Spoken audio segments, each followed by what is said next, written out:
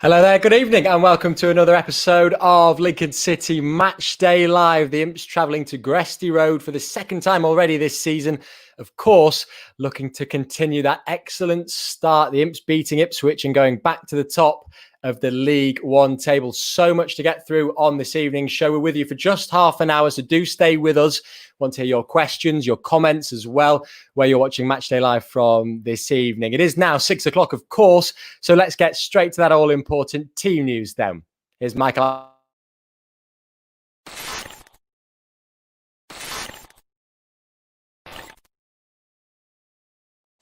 And the manager makes one change to that starting 11 that beat Ipswich at the weekend. Tom Hopper comes in for the captain, Liam Bridcut. This is Michael Appleton's starting 11 in full. It is Alex Palmer in goal, TJ Ioma, Lewis Monsma, Joe Walsh and Tayo Eden make up the back four. George Grant then drops in to that midfield three. He's the captain this evening. It is Grant McGrandles, Jones make up that midfield three. And then it is Brennan Johnson, Harry Anderson and Tom Hopper on the bench.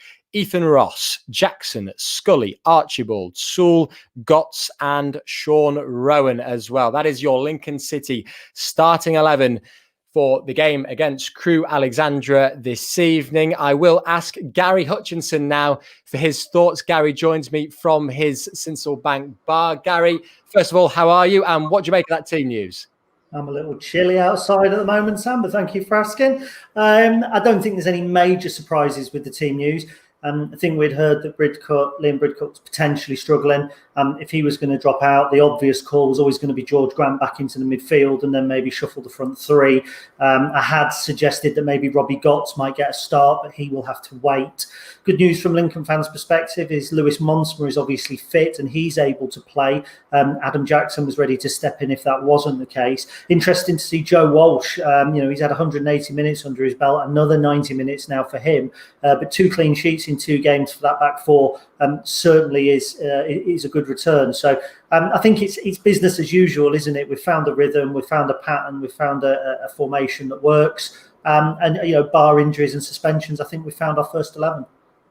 Yeah, obviously that big news is no Liam Bridcut and instead Tom Hopper comes back in. It's a knock to the thigh for Liam Bridcut that he picked up in that quite physical encounter against Ipswich at the weekend. Gary, what does Tom Hopper when he's playing in that starting Lincoln City 11? Because we know how high he presses. I guess that is his sort of main attribute. He might be hoping for a couple of goals this evening because I'm sure that he would like to add to his tally so far this season. Yeah, I think with Tom, you've got a hard-working centre forward. I think he's a very different prospect to, say, Brennan Johnson, who played number 9 for us at the weekend. With Tom, you get more graft. He's perhaps not quite as quick and as explosive, but he will drop deep to get the ball. He will drop out wide if he needs to. Sometimes can leave gaps in the middle, which is where Johnson and Anderson have got to fill in. And we did see this Johnson, Anderson and Hopper formation before in the recent 2-0 win. So I think he's probably the first choice number 9. I think resting him on Tuesday night was more probably with this game in mind than it was an injury or a knock. He'd obviously like to get more goals. He was a hair's width away from getting a couple in our last Saturday game. So hopefully tonight's his night. What about the rest of the starting 11 then? Who sort of sticks out for you? Who's played so far? We're going to come on to that Ipswich game, of course, and talk in depth actually about TJ Ioma after his performance at the weekend. But any other sort of formation things that stick out for you, maybe slightly different compared to that Ipswich game at the weekend?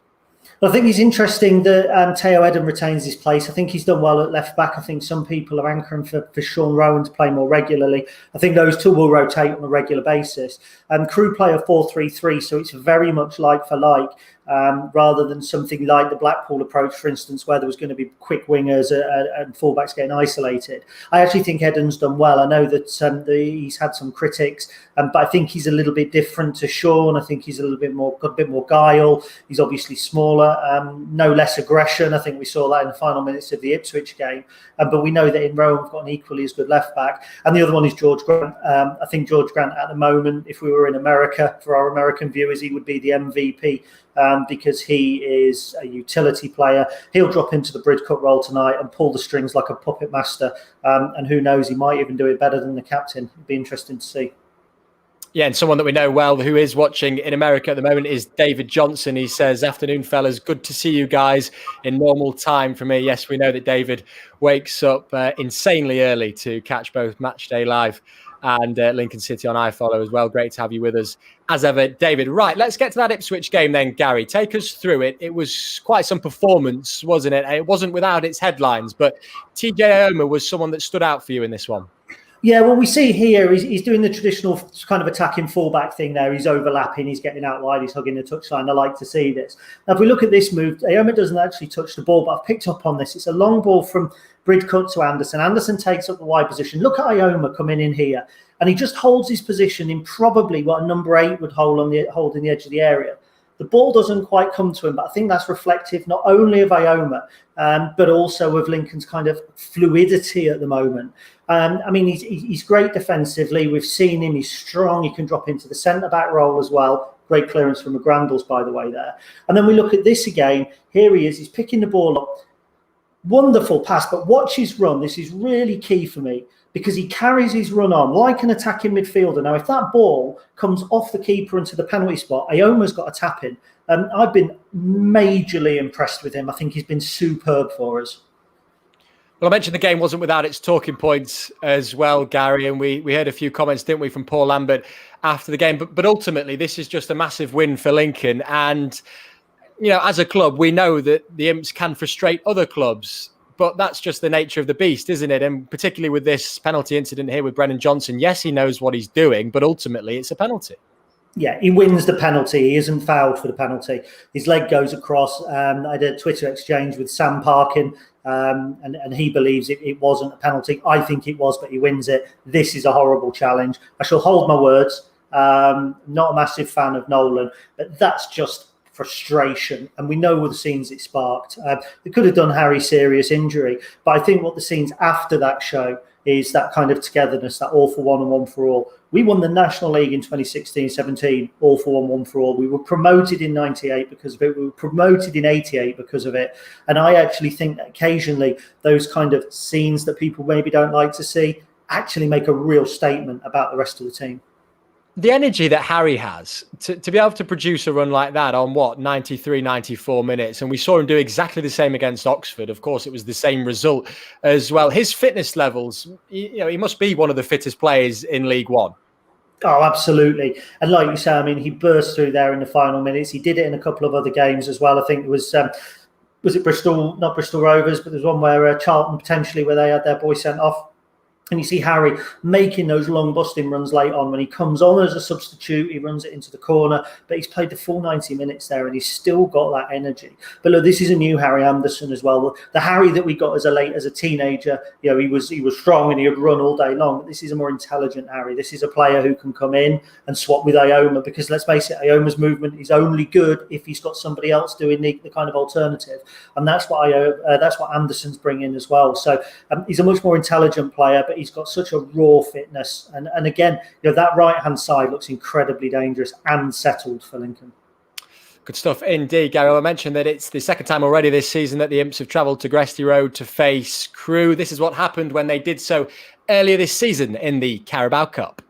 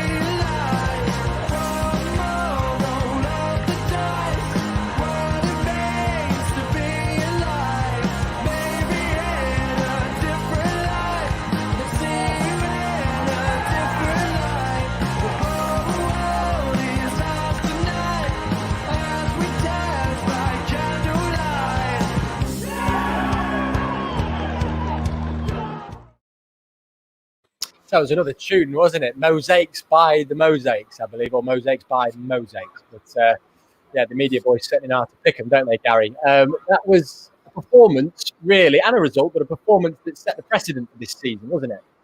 Yeah, absolutely. But I think you saw a couple of things in there that we've perhaps improved upon as well. For their goal, Monsma trying to play the ball out from the 6-yard area. I think he's playing it from further up the field now, so there's less impact if he loses it. I also think we've tightened up a little bit on set pieces, which I think was an Achilles heel as well. You saw some early indication of the passing. I mean, there was a lovely ball, I think, from Anthony Scully in the build-up to the second goal before the corner, which gives you early glimpses of what we're capable of.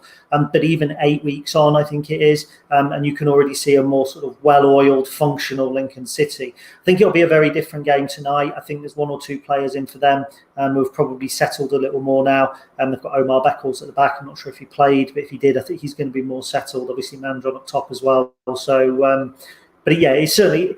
I think it had Lincoln City fans feeling that actually maybe we might be onto something, and obviously the subsequent 2 months have proved that. I'm reliably informed by Charlie, the director, that it was Trouble in Paradise by Mosaics. So a tune well worth checking out, no doubt. Alex Webber says Harry has matured this season. He doesn't rush with the ball anymore. Takes his time to find the right pass. He just needs to add a few goals coming in at the far post. Stuart Wells, good to hear from you, Stu, says Monsma the moneymaker. Yeah, that was the game, wasn't it, when people had a feeling after that thunderous volley that he may well be worth a punt or two. So, yeah, it's certainly so. Okay, well, let's go live to a fellow Lincoln City fan who joins us now. Max joins us. And Max, I know that you're a blogger, but you're taking a little bit of time out at the moment because you've got a busy schedule. Good to see you tonight. Yeah, good to see you too. Thanks for having me on. It's a pleasure. Tell us where you're watching the game from tonight, because I know that you normally live in Kent, don't you? But you're a bit of an exile, but you're actually somewhat closer to home this evening. Yeah, so I live in Kent. I'm born and bred in Kent, but my family from Lincoln and my granddad supported Lincoln for over 60 years. So that's why I support Lincoln. Right now I'm staying up with my granddad in Metheringham, so that's why you can see that the Lincoln scarves and stuff behind me. But yeah, tonight I'm up in Lincolnshire watching the game. It's a bit horrible, I think, Saturday, where I couldn't actually be at the game considering it's half term. I'd normally be there. But yeah, normally I'm having to watch Lincoln back down south. Yeah, it's tough at the moment, isn't it, that everyone having to watch the game from home? No doubt about that. But in terms of the Imps so far this season, I guess the obvious question is, what have you made of them? But maybe what has surprised you about them this year? Yeah, Lincoln have really impressed me so far this season. I think it's very much a contrast to last season. I think, last season Appleton didn't have his players. We couldn't execute the style of football we liked. But I think now Appleton's really got his squad.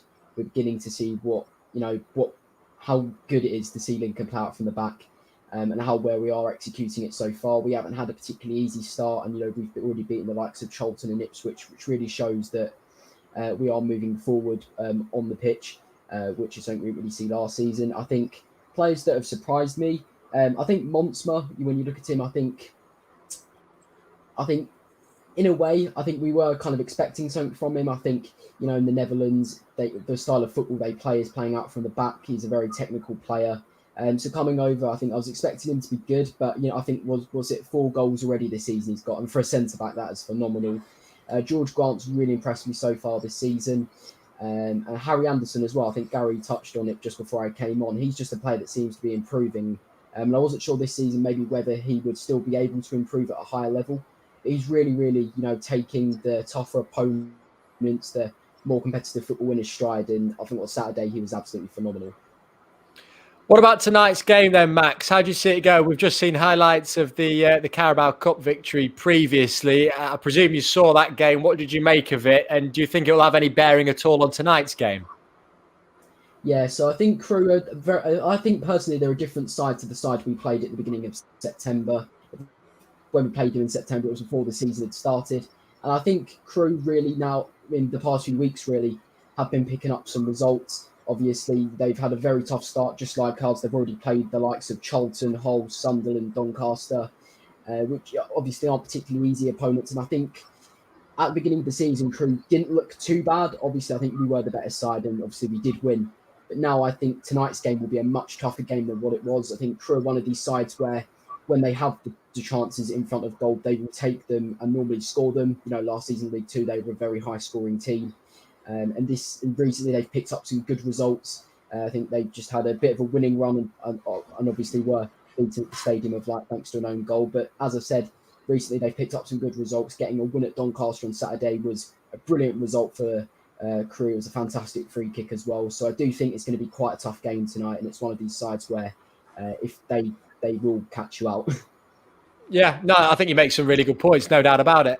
In terms of the remainder of the season then, Max, where do you think is a realistic target for Lincoln? I guess it's easy to ask that question, bearing in mind that they're top of the table at the moment. Do you think they can maintain that?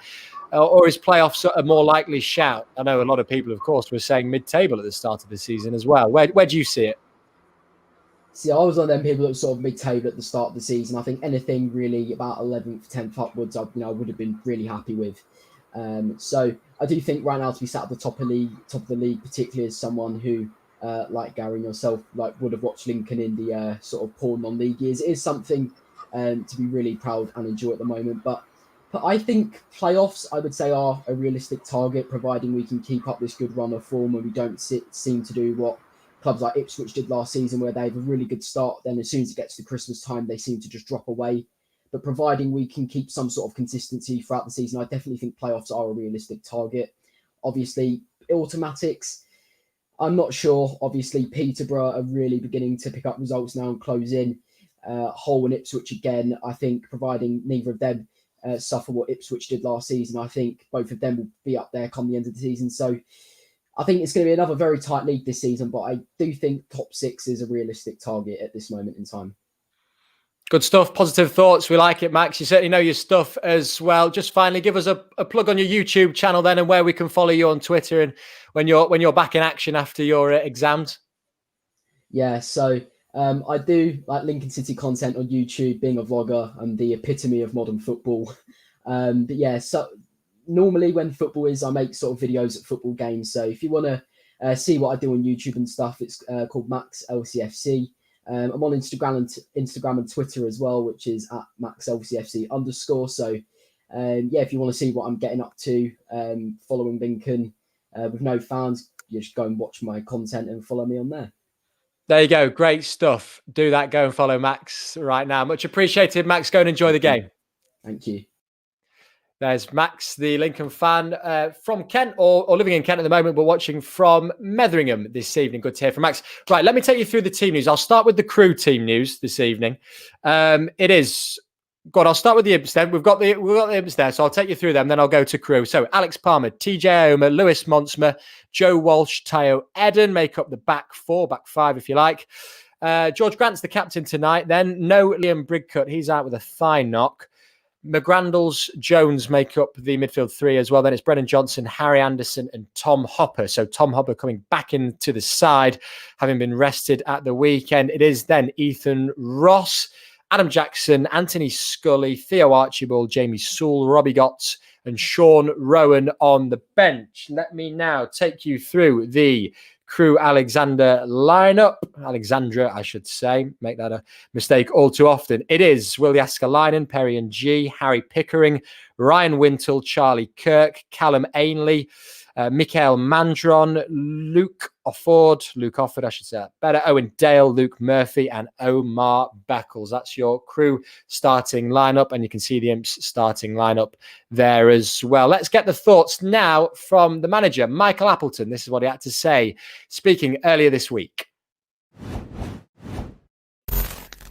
Not massively. I just think they're a good side. I think they're a side that obviously have kept majority of the players from last season's promotion. Obviously, we were fortunate to be able to get James from them. But yeah, they proved last season in League Two what a good footballing team they are. And I mean, the one thing is certainly with Crewe, and sometimes it can be a good thing or a bad thing. And I've played Crewe teams in the past, and I nearly signed for them as a player. These the level of expectations isn't massively high in terms of, they do go from like League One and League Two quite regularly as a club, They play with a freedom, and I think you can see that in their football because they've got players that like to express themselves. Yeah, Charlie Kirk and Mikael Mandron, two of the forward players who are in great form at the moment. Just how difficult is it to stop those type of players? Well, it is, yeah. I mean, obviously, Mandron we were aware of from last season when he was at Gillingham, and he did ever so well for them against us away at Gillingham last season. So we know the attributes that he has, and obviously Kirk for the last 3 or 4 seasons now has been performing at a level that has caught the eye of obviously many scouts. So we're aware of their abilities. We were aware of them before a ball had been kicked on that opening game, and it was a good game. It was a difficult game. It was a good game of football for both sides. And fortunately, we were the ones that won the game on the day. Plenty of clean sheets for your side this season. Was that always something you felt was going to be a strength of the players you brought in, that you felt you were going to be a side that would keep a lot of clean sheets? Well, I mean, it was one of them where at the end of the day, you have to base, a lot of your performances on having a sound structure, and I think we've got a good structure. I think it helps that we've got legs to carry out that. We have got a bit of athleticism in the team that can allow us to play both sides, really. At the end of the day, we'll recognise what the strengths of the opposition are, and if we feel, do you know what, we'll defend a little bit deeper or have a little bit more of a mid-block today and allow them more possession of the ball, we can do that, but we can flip it as well. And if someone stands off us and allows us to play, we can cope with that as well. So I think the personnel that we brought in allows us to hopefully continue the same vein and be hard to beat. Yeah, Michael Appleton, as ever, speaking to BBC Radio Lincolnshire's Rob Makepeace. Their live scenes then from the Alexandra Stadium. The Imps warming up there. We just caught a glimpse of Alex Palmer before there, once again making some brilliant saves in the warm-up. But don't you just wish you were there on a night like this? No doubt about it, even though it's probably a little bit chilly there at Gresty Road. Gary, I'll come to you. Off the back of that then, clean sheets was a term that came up a couple of times. 3 clean sheets in a row for the Imps now. How big is that, considering the quality of teams in this division? Yeah, it's absolutely huge. Obviously, if you don't concede goals, you don't lose matches. I think it's also good to see from a relatively young defence. Obviously, we've spoken about Ioma and Monsma. And obviously at left back, Eden and Rowan are both very young as well. I think it's testament to the 2 experienced players that are dropping in there in Walsh and Jackson. But we've kind of got 6 first team defenders at the moment.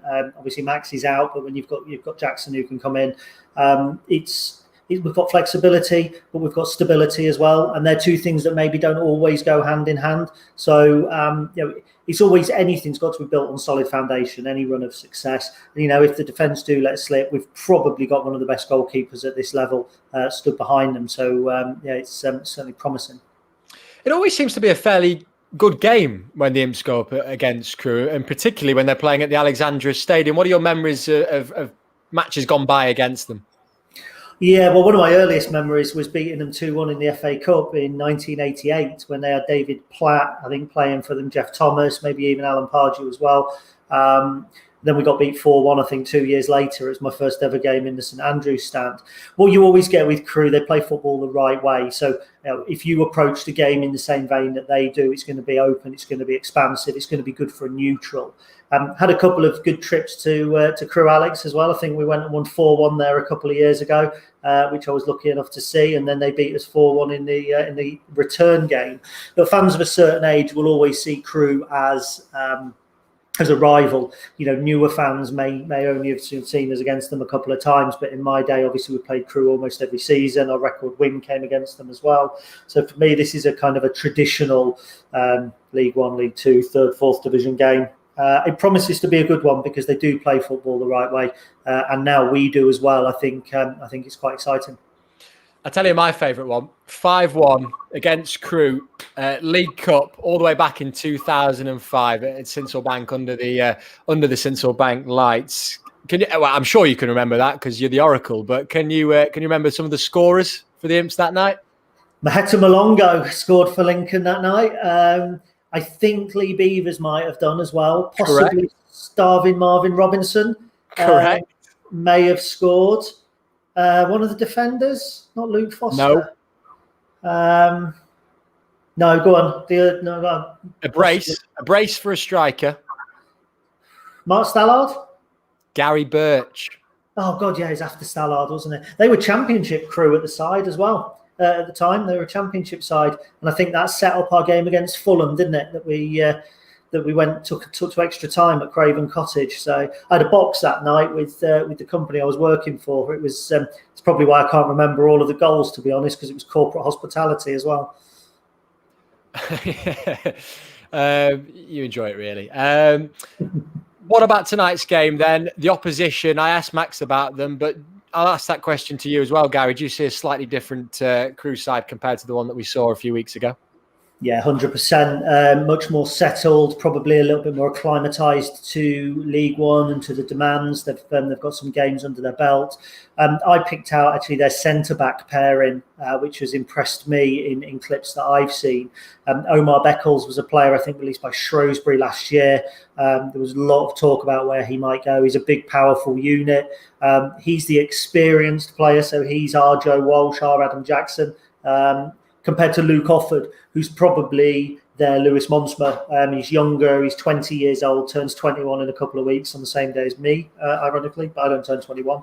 But a massive, massive prospect. Another one that's come through their youth team. And look, that's something else Crewe do better than anybody in the lower league, is they produce quality footballers. We've got James Jones tonight, which is going to be a big game for him going back there for a second time in quick succession. But you look at Harry Pickering, you look at Perry Ng, you look at Charlie Kirk.